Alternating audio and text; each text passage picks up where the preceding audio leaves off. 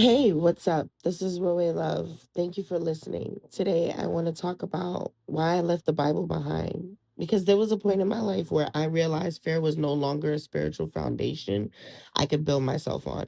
And once I realized that, it hit me like a ton of bricks. I could not force myself to unsee it. My departure from the Bible was not some overnight rebellion. It was a long process of questioning, observing, studying, feeling, and recognizing that my spirit was evolving beyond systems that relied heavily on fear, shame, obedience, and suppression of personal power.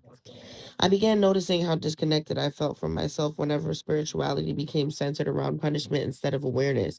I noticed how many people were deeply afraid of their own intuition, afraid of their own thoughts, afraid of asking questions, afraid of their own spiritual experiences unless someone else approved them first. That was the beginning of my awakening. I did not leave spirituality. I left limitation. I left the idea that the divine could only speak through one doorway. I left the belief that curiosity was dangerous. I left the idea that personal spiritual experiences automatically needed to be demonized, silenced, or explained away. And most importantly, I left environments where fear was mistaken for faith.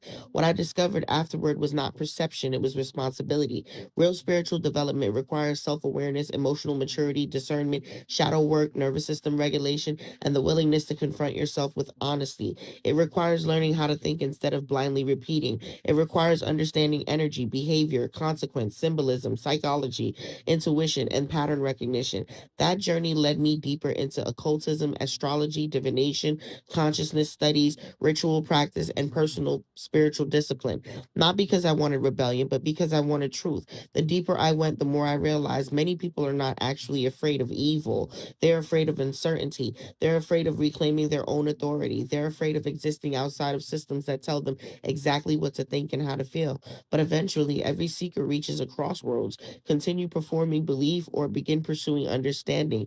My path became the pursuit of understanding. And no, that does not mean abandoning discernment or wisdom, it means sharpening it. I believe spiritually, you should increase clarity, stability, self awareness, emotional intelligence, discipline, and alignment. If a belief system disconnects you from your own ability to think, observe, question, or develop spiritually, eventually you have to ask yourself whether you're growing or merely obeying. That question changed my life. And if this resonates with you, there's a much deeper conversation waiting within the coven on Patreon.